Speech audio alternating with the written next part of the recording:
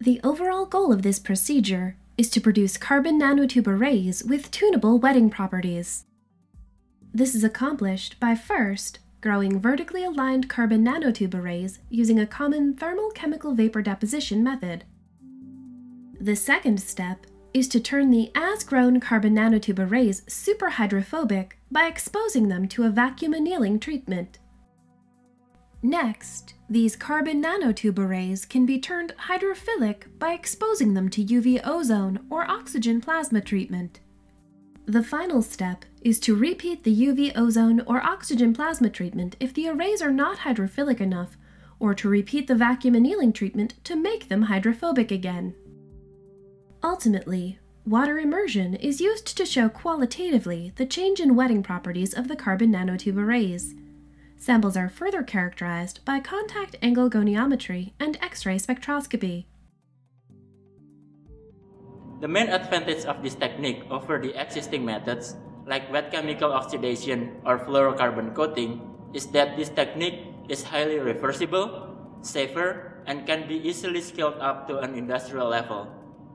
This technique is simple, doesn't involve oxidizing agents or acids, and doesn't destroy the structure of the carbon nanotube arrays.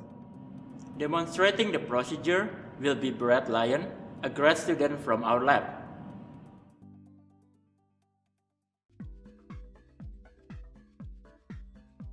As a first step, prepare a silicon wafer with at least one polished side to serve as a substrate. It should have an oxide layer on the polished side, here about 300 nanometers. Other details, such as crystal size, doping, and resistivity, are unimportant. Complete the preparation by depositing a 10 nanometer buffer layer of highly purified aluminum oxide and then a 1 nanometer thick, highly purified iron catalyst layer on the polished side. Once the silicon is prepared, cut the wafer into multiple smaller chips of about 1 centimeter by 1 centimeter. Load several of these chips into a 1-inch diameter quartz tube furnace. Start a constant flow of argon gas at 400 standard cubic centimeters per minute, or 400 SCCM, with a pressure of 600 torr through the furnace. Then, set the temperature of the furnace to 750 degrees Celsius. When the growth temperature of 750 degrees Celsius is reached, ideally in 15 to 30 minutes, adjust the flow of argon gas to 200 SCCM and introduce molecular hydrogen gas at 285 SCCM. Keep the pressure at 600 torr. Continue this pretreatment process for 5 minutes. With pretreatment completed, start the growth process by stopping the flow of argon, changing the flow rate of hydrogen to 210 SCCM, and starting the flow of ethylene gas at 490 SCCM into the chamber. The pressure should remain at 600 torr. Run the growth process for up to 1 hour while maintaining a temperature of 750 degrees Celsius. The length of the carbon nanotube arrays is determined by the growth time. When the growth process is ended, stop the flow of hydrogen and ethylene gas. Restart the flow of argon gas at 400 SCCM and 600 torr. Turn off the furnace. Once the furnace is at room temperature, stop the argon gas flow and unload the samples.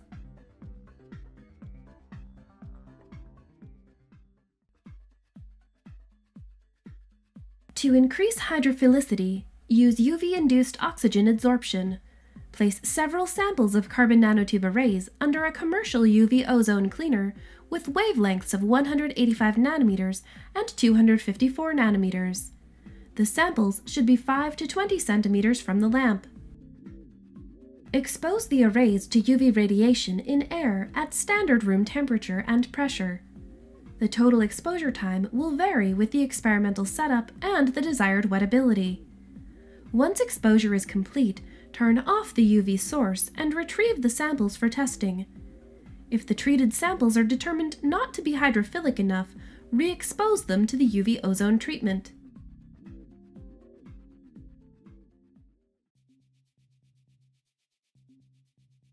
To achieve more hydrophilic samples using oxygen plasma treatment, place several samples of carbon nanotube arrays in the chamber of an isotropic oxygen plasma cleaner. Set the oxygen flow rate to 150 sccm and the chamber pressure to 500 millitorr. Set the RF power to 50 watts. Expose the arrays to oxygen plasma for several minutes. Again, the total exposure time will depend on the samples and the desired degree of wettability. Care should be taken since oxygen plasma can destroy the arrays. Repeat the treatment on the arrays if they are not hydrophilic enough.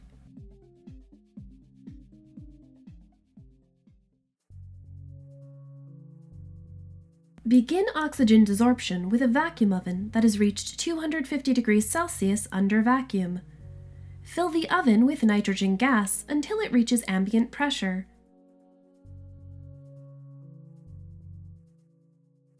Then, maintain the nitrogen flow while placing several array samples in the oven. Next, turn off the nitrogen flow, close the oven door, and evacuate the oven.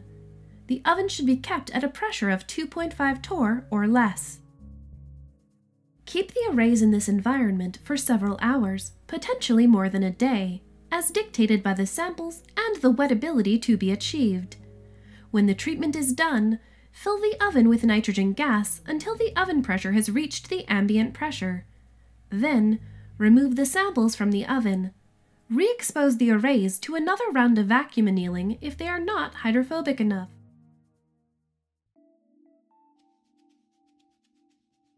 This image of 2 carbon nanotube arrays fully submerged in water demonstrates their different wetting properties. On the left is a highly hydrophilic array showing its naturally black surface. On the right is a super hydrophobic array that appears reflective due to a thin air film on its surface. The oxygen to carbon atomic ratio is a measure of the degree of oxidation of the carbon nanotube array. A plot of this ratio, as a function of the static contact angle for water, shows the oxygen to carbon ratio decreases as the static contact angle increases. The shaded region at right corresponds to superhydrophobic behavior and is associated with very limited oxygen on the surface. The oxygen to carbon atomic ratio is calculated from X-ray photoelectron spectroscopy data for the oxygen 1s and carbon 1s peaks. This plot shows the deconvolution of the spectrum of a mildly hydrophobic array. The behavior of water in contact with this array is shown in the inset. Compare this with the spectrum of the highly hydrophilic array shown at right. Note the relative intensities of the oxygen-containing bonds to the carbon bonds. Greater wetting is possible in the highly hydrophilic array as shown in the inset. Finally, compare the spectrum of the mildly hydrophilic array on the left with that of the superhydrophobic array at right. The presence of oxygen in the array is greatly reduced, and the inset shows that water on its surface beads.